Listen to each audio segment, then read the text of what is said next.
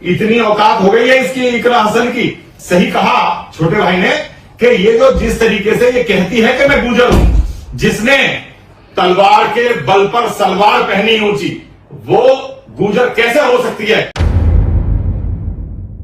दोस्तों, याद है समाजवादी पार्टी की सांसद इकरा हसन कितनी गंदगी उगलने का काम एक अपने आप को हिंदुवादी संगठन का नेता कर रहा था। इतनी गलीज बातें उसने बोली थी।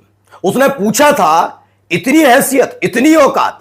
तो आज आपको मैं दिखाने जा रहा हूं एक मुस्लिम महिला, एक मुस्लिम सांसद, उसकी हैसियत और औकात क्या है, और दिखाऊंगा उसके साथ ही वो गंदगी उगलने वाले की भाषा शैली भी, उसकी हरकतें भी, कि वो कहां और वो कहां। दिन रात मुसलमानों को पंचर जोड़ने वालों, कहने वालों, जरा देखो, एक मुस्लिम बिटिया ने, एक मुस्लिम सांसद बिटिया ने इतिहास रचा है।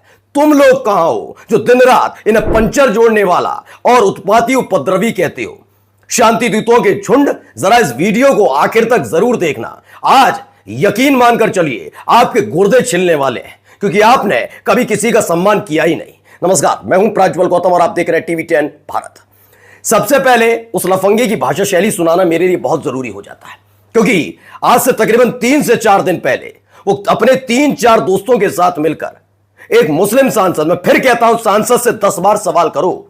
सांसद, विधायक कोई राजा नहीं है, उनसे सवाल पूछा जाएगा। लेकिन सवाल क्या पूछा जाएगा? विकास का, कि तुम सांसद हो, तुमने क्षेत्र में कितना विकास किया, तुम विधायक हो, तुमने क्षेत्र में कितना विकास किया। लेकिन जब उनका धर्म देखकर गंदी और घिनौनी बात की जाती है तो आप लफंगे कहलाते हैं। और वही लफंगापन खुल्लाम हो रहा था। जब आप एक महिला के लिए गंदी और गलीज बातें बोलते हैं तो आप लफंडर कहलाते हैं। वही है वो व्यक्ति, वही लुच्चापना किया गया था। तो जरा इसकी भाषा शैली सुनिएगा, यकीन मानकर चलिए, आप खुद समझ जाएंगे ये अपने भी घर में या अपने आसपास रहने वाले जो महिलाएं हैं उनका कितना सम्मान करता होगा। पहले इस आदमी की भाषा शैली सुन लीजिए, क्या कह रहा है ये आदमी, सुनिए। इतनी औकात हो गई है इसकी इकरा हसन की। और मैं सही कहा छोटे भाई ने कि ये जो जिस तरीके से ये कहती है कि मैं गुजर हूं, जिसने तलवार के बल पर सलवार पहनी ऊंची, वो गुजर कैसे हो सकती है। गुजर हमारे बहुत ताकतवर, हमारी एक क्षत्रिय कौम है। और ये लोग कट्टरपंथी, जिहादी, मैं कह रहा हूं ये सीधी सीधी इसका भाई जब एसडीएम को गाली देता। अब इस आदमी ने पूछा था क्या हैसियत इकरा हसन की इतनी औकात हो गई। अब मैं बताता हूं इसके मुकाबले इकरा हसन की क्या औकात। पहले तुम हो नफरती गैंग के सदस्य।